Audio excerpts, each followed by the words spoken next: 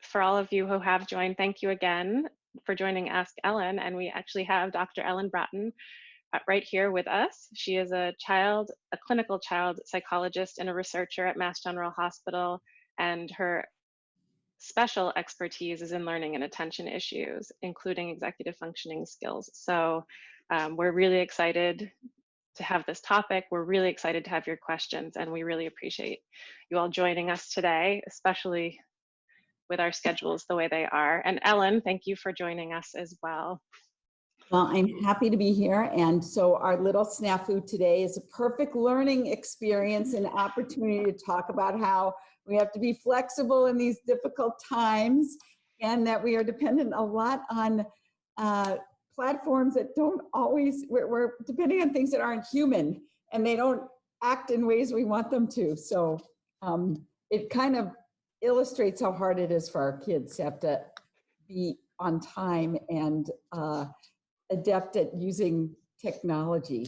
So Sarah, would you like me to just plunge in and talk a little bit about executive functions while people are gathering their questions? Yeah, I think that would be great. Yeah, because I'm starting to see a few come in, but maybe if you just chat a bit about it, it might spark some more ideas in folks who are joining today. That would be great. So what I would like to do is share my screen here, and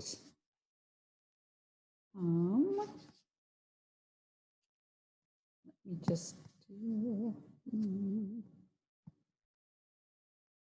So again, I'm thrilled to be here to be talking about how to develop executive function skills in kids at this very difficult time. So I want to just start by giving us all a common definition for what executive function skills are. So executive function skills refer to a lot of different things, and that's why it can be very difficult for people to understand, well, what exactly is it? Is it remembering what to do? Is it getting organized? Is it focusing? And the answer to that is yes, it's all of those things. Executive function skills are those skills that allow us to use our intellect and our talents in a way that is fluid and in a way that is organized and efficient. So executive functions help us know where to focus our attention, how to maintain our attention, how to keep things in working memory, how to do things quickly and efficiently. So it's a concept that really has a lot of different things under it. And that, again, the main thing to think about when we're thinking about executive function skills is, can we use our talents efficiently and within a time constraint? So I'm going to talk about each one of these specifically and just very briefly, just to get the conversation started. But I want to just say that executive function skills are very common in certain learning differences. Executive function skills are oftentimes, almost by definition, impaired in kids with ADHD. Often kids with anxiety and learning disabilities, kids with developmental disabilities like autism spectrum disorder, and even kids and adults who are having problems with their mood, who are having problems with depression, might find themselves temporarily having problems with executive function skills. So again, it's those things that help us remember what is it we're supposed to do at a particular time period, and how do we do it efficiently. So let's start with one of the executive function skills that I hear parents having trouble with a lot, and that is getting started on things, initiating tasks. And parents are now oftentimes home with their kids. Even kids who are in school part-time are sometimes spending large amounts of time with their parents. And the parents are the ones who sort of have to feel as if they need to push their child to get something done or to get it started. So initiation is an executive function skill that really means getting started on a task. And what you might see when a child is impaired in this area is simply they might have difficulties starting on tasks and starting their homework. And the best way to sort of evaluate that is by your own observation. Did they even get started on what they were supposed to get started on? Another executive function skill is set shifting and mental flexibility. It's that ability to move from one task to another when it's time to shift set. And what you might see in kids with problems with set shifting is they have trouble going from one thing to the next. They have a lot of trouble. And in fact, I think we've already gotten a question on this. They might have trouble going from Google and then having to do something offline or online or within the computer on different programs. So it's that ability to be able to go from one thing to the next. I should say too, that oftentimes I hear from parents of kids with ADHD that they don't necessarily have, or I should say this, that they don't have trouble with attention in many cases because they can attend really well when they're playing video games or when they're really engaged in a task. That's not good attention, actually. Good attention requires the ability to shift one's attention. So overly attentive to something and not being able to move on when it's time to move on is actually a sign of poor attention, not good attention. So sometimes parents are a little bit confused about that because they're like, they can sit and do, video games all day, so they can't have poor attention, but actually that's a sign of poor set shifting or flexibility. So what we might see in day-to-day activities and in school activities is the child tries the same approach even when you've said, it didn't work last time, or even when they know it didn't work that time, they're going to keep trying the same approach even when it didn't work. And again, they have trouble moving from activity to activity. In adults, the same thing can happen. We resist accepting a different way of doing something. So you might be in a relationship and your partner might say, why don't you try it this way? It's like, I don't want to try it that way. I'm trying it my way. And sometimes adults and kids can become angry when they can't figure out how to make that approach work in a new situation when it's not going to work. So they get frustrated and they get angry. In school, we might see problems with addition or subtraction or problems where I gave an example here where they can do addition one way because they've learned how to do it up and down, but when you're given a problem in a different way, they can't see that that's a shift in a way that a problem needs to be done. So they might learn one way of doing it and not be able to use it in a different sort of programs or a different sort of way. And they may have a set of strategies that they want to use, but are unable to know which strategy to use at which time. Another executive function skill that we might want to think about in these times is planning. Planning ahead, setting goals, developing a series of steps that's going to help you get from point A to point B. And you might see this in kids and adults not thinking ahead or doing homework at the very last minute. I think at this time, we are all feeling a little bit out of sorts because time seems so difficult to manage because in some ways we have a lot of it, and in other ways it seems to be slipping through our fingers. So one way to kind of get control of that is to plan and to also organize our time. And we see a lot of problems with organization. In fact, I'd say probably the two areas that I hear most in terms of problematic behaviors for most families are doesn't remember to do what he's supposed to do, which is working memory, which I'll talk about in a second, and then can't get organized. And when you see people with very, very well functioning organizational structures, they have a system. They know how to approach different tasks. And when that's not functioning well, you see children who do things at the very last minute, who do things haphazardly, who do part of an assignment, but not the entire assignment. And I mentioned before, working memory seems to be one of those things that people are most frustrated with in relationships and in school, because it really, when somebody doesn't remember something you've asked them to do, it actually feels almost like you're being attacked yourself. So that can be one of the most frustrating things, to live with somebody who has problems with working memory skills. And working memory is not long-term memory. It's not how well you remember a movie that you saw a year ago. It's not about how well you remember a conversation. It's how well you remember information that you've got to then do or use. So it's holding information in mind on the line while you're completing a task. So a good example of that is a child is taking notes, the teacher's talking. You got to keep in mind what the teacher just said while you're taking the notes and thinking about what's coming in. So it's a very active kind of short-term memory.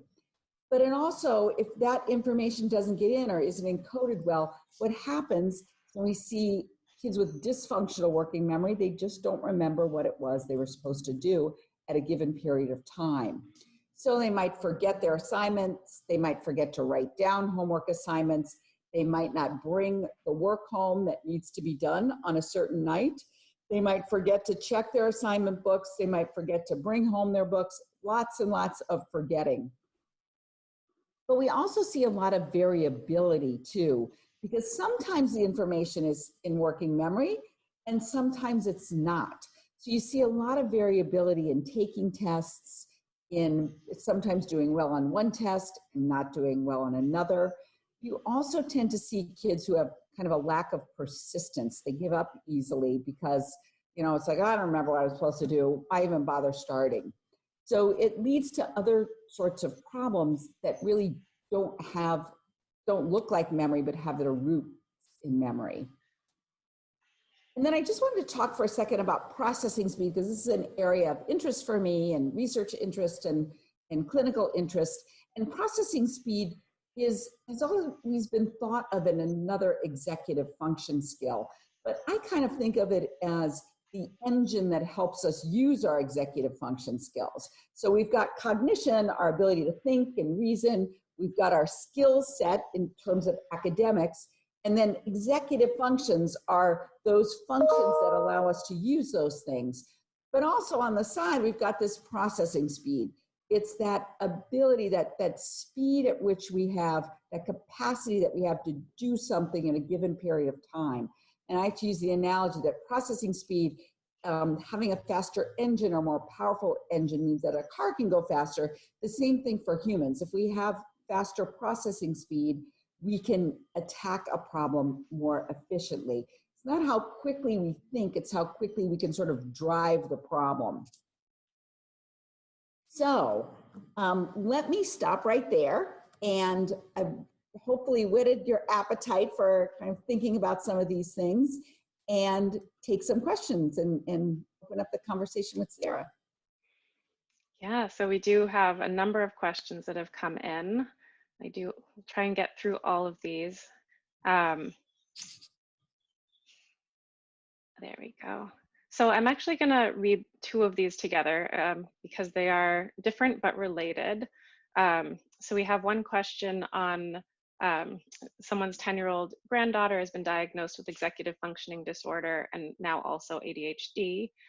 And this person's wondering, how can we best help her to be successful in school? She's in the 5th grade, but there's another question related to school as well. And it's another participant wondering how to navigate remote learning right now in school.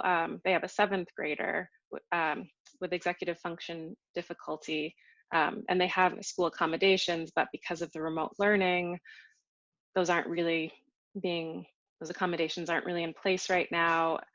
Being really empathetic with everything teachers are going on, how can we collaborate with teachers to help support So students? I think those are probably two of the biggest questions that I'm getting right now. Let me start with the first one, because I want to make sure that that person who sent in the question, and thank you very much for these great questions, I want to make sure that they are accessing the school services to begin with. So when somebody asks, what should I do? My two questions are, the first one is, do you have a good evaluation? Has the ADHD been evaluated well? Meaning, did you get a diagnosis from a pediatrician, which is great. That's terrific. You know that the diagnosis is there, and it opens up the possibility for treatment. But a diagnosis from a pediatrician is not very helpful in knowing what to do in the school.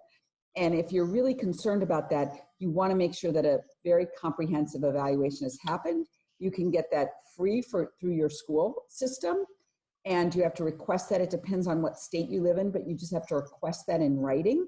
Say, I would like a comprehensive evaluation. A core evaluation is what it's called. And that evaluation will provide recommendations based on what your grandchild's needs are. Another route to go is to get that done privately. So in terms of how to make their life easier, I would say that one of the things you just want to make sure is that you've got a good roadmap to know what to do. So that is key.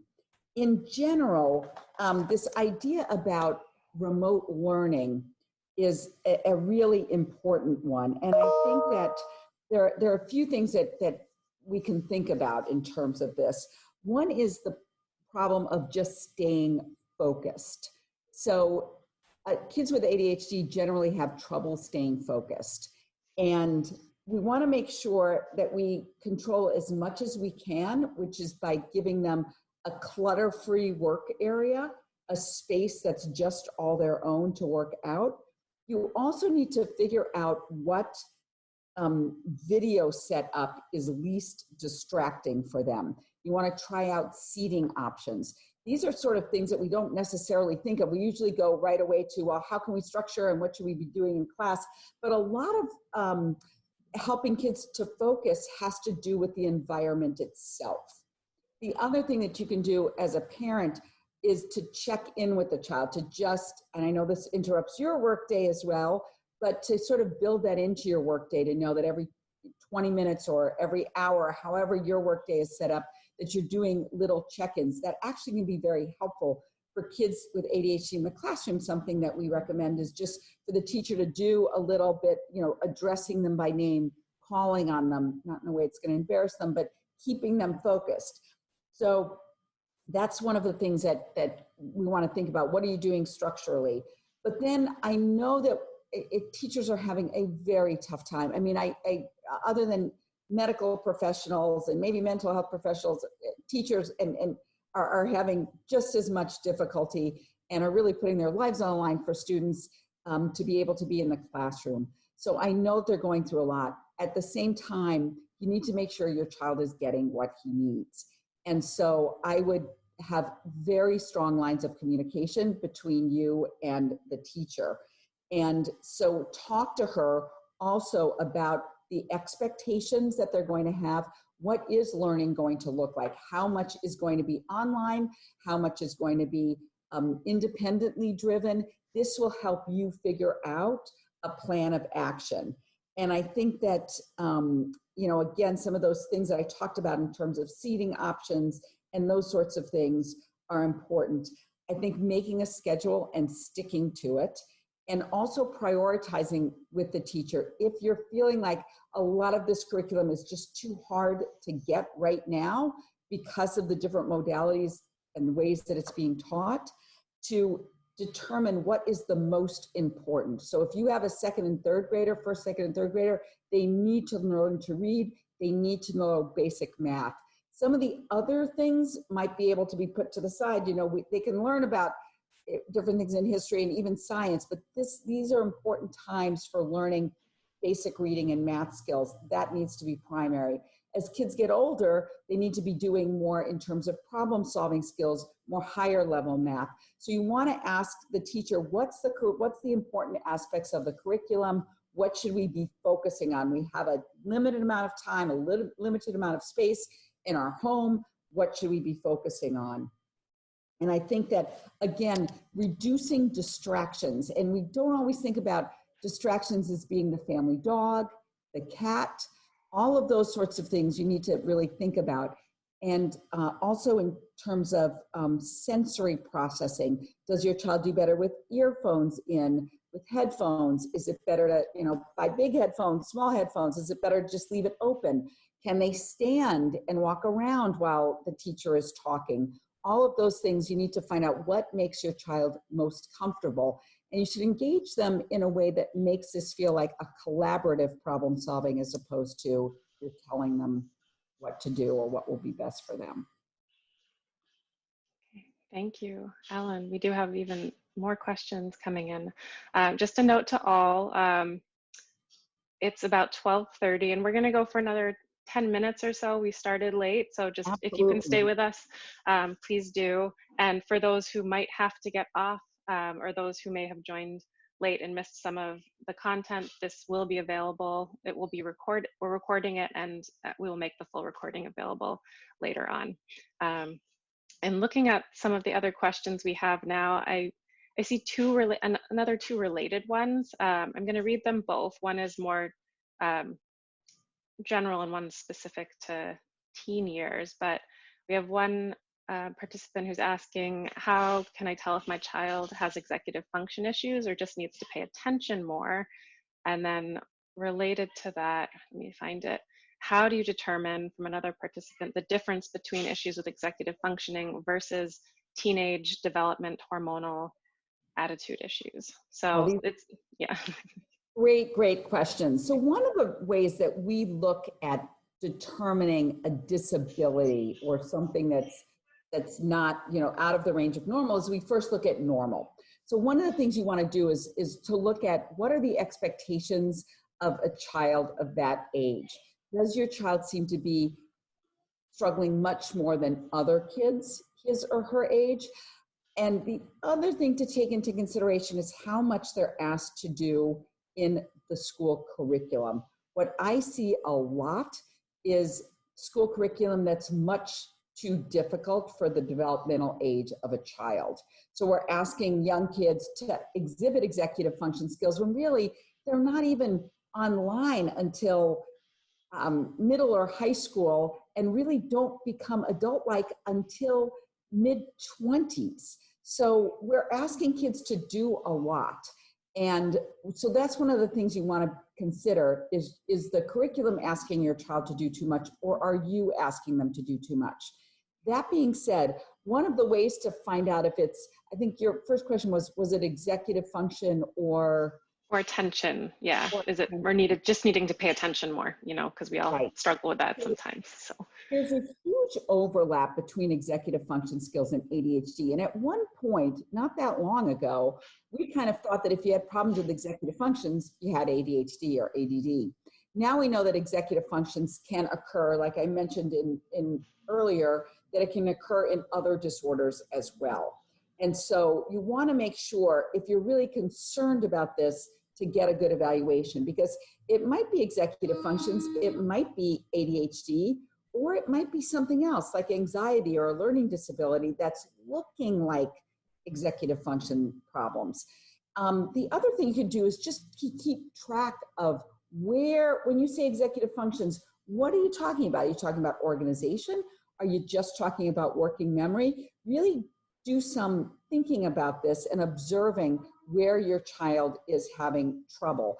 And that may help you determine, like, oh, it's really not executive function. It's just, she needs to be organized and our family life is pretty disorganized right now. So that may be a factor. So you can observe yourself, but then I also always recommend getting an evaluation if you're curious about that.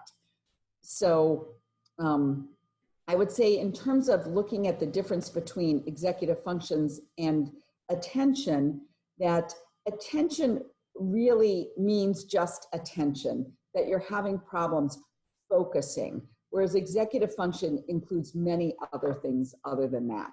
So if you notice that the problem is really, if they focus, they can get organized, then it's more likely the problem is in focusing itself. Okay, so I have a couple also questions that have come in from two different participants related to gifted children. So I'm going to go to those. So the first says that, how do I help my highly gifted 11-year-old child who has lower processing speed to hear me the first time and not lose my mind repeating myself over and over? I think many parents Oh, yeah. can identify with that, although maybe that it's still a different situation, maybe. And then there was another one. All right, and just generally, how about impairment in gifted children, executive functioning challenges in gifted children? So those are both related. So two things with regard to gifted kids. One is that oftentimes their executive functions are out of sync with their cognitive development. So you can't expect them to go in tandem. And development is oftentimes like that. Think about, you might have the mother or father of a child who walked very early but talked very late, or vice versa. And that tends to be the way development happens in children, is that one thing goes quickly and the other isn't as quick. And that's just how the brain is sort of structured. So in a gifted child, they're sort of heavily weighted on cognitive skills, on problem solving skills. They might even look much more mature than they really are. So oftentimes people expect them to be able to organize themselves and act like an adult that is in sync with their vocabulary that can be very much like an adult's. So one of the things to do is just lower your expectations in that way.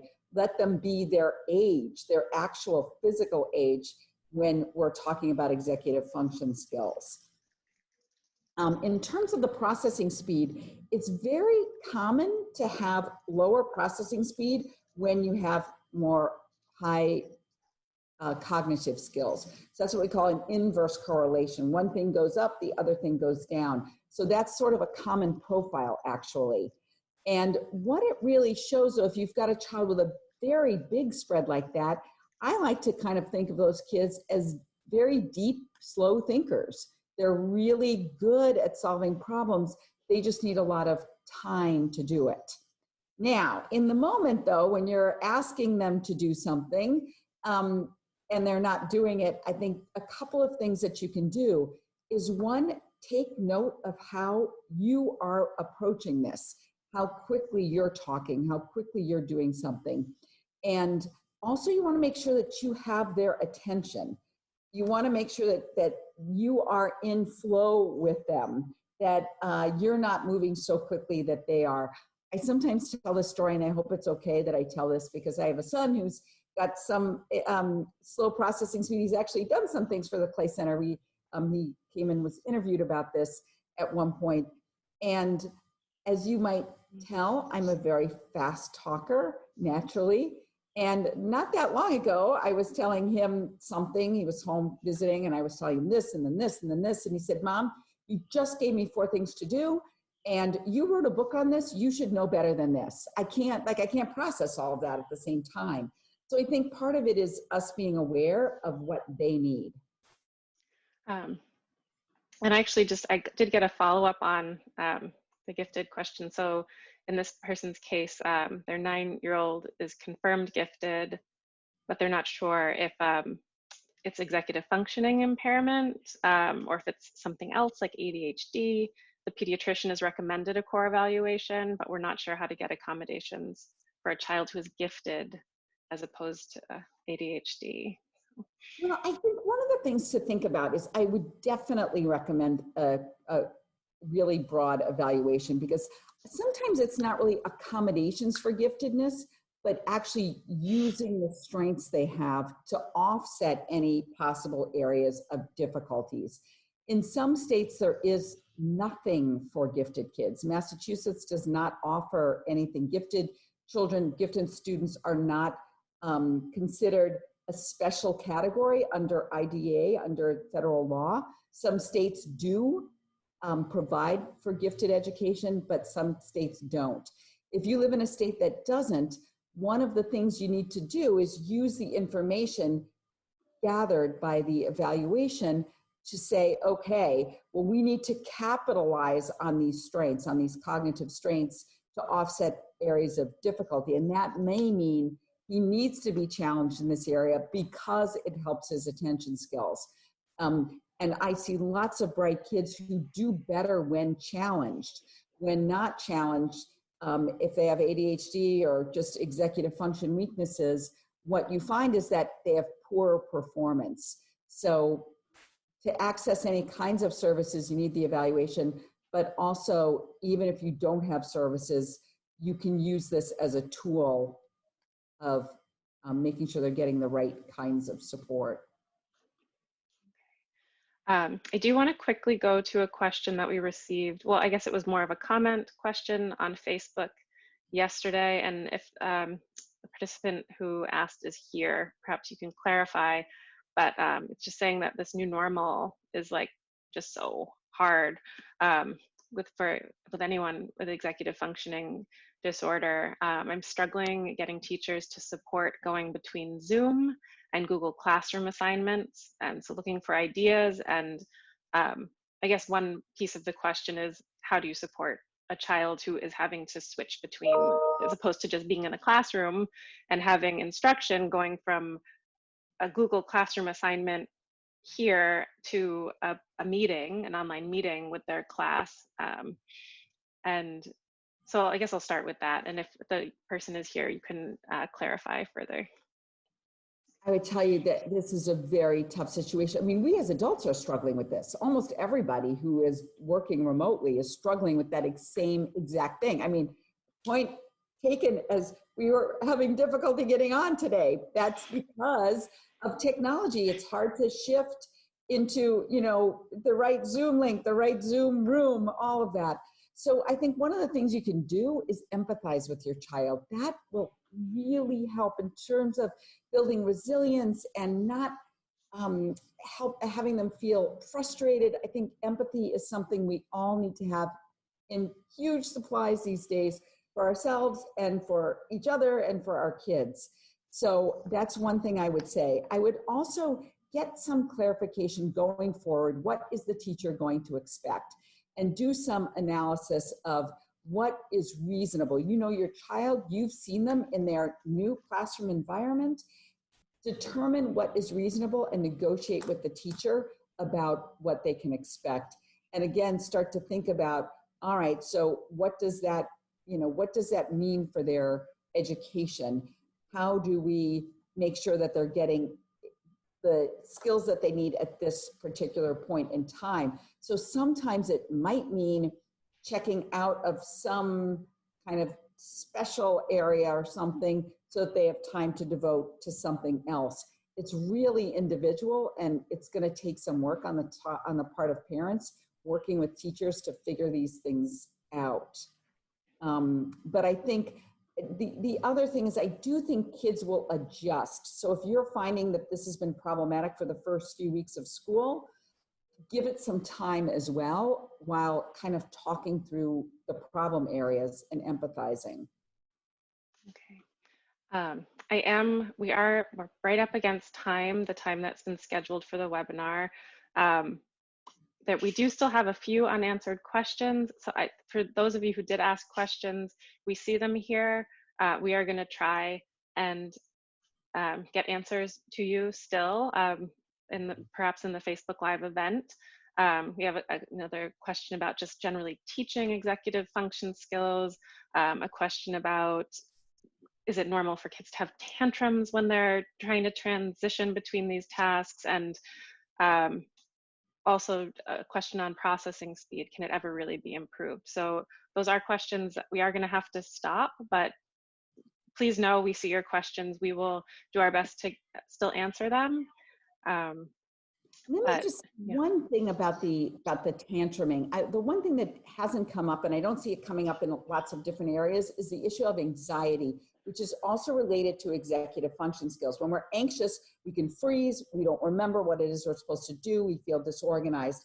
So don't be afraid to kind of talk about that with your child's teacher. It is a bit anxiety provoking for some kids to see themselves on Zoom.